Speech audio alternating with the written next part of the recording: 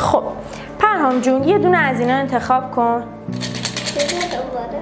دوباره انتخاب کن، اب نداره، یکی دیگه بردار.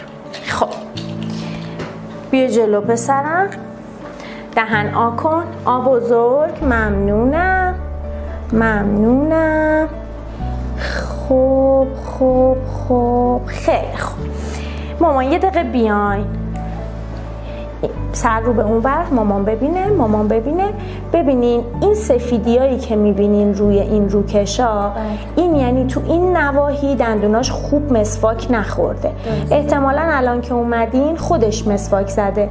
چون این جاهایی رو که میبینی سفید مونده روی این روکش نقره یا اینا جاهایی که خوب مسواک نخورده.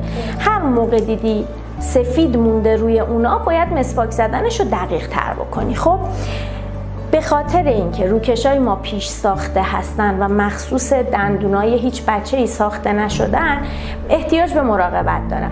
چیزای چسبنده مثل پاستیل، تافی، آدامس، برگه هلو زردالو، گز و سوهان تا حد امکان باید کم بشه، چون میچسبه، سعی میکنه روکش رو بکنه.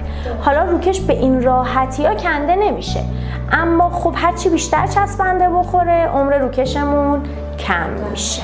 آره سلامت باشین، قربان شما. برو به سلامت.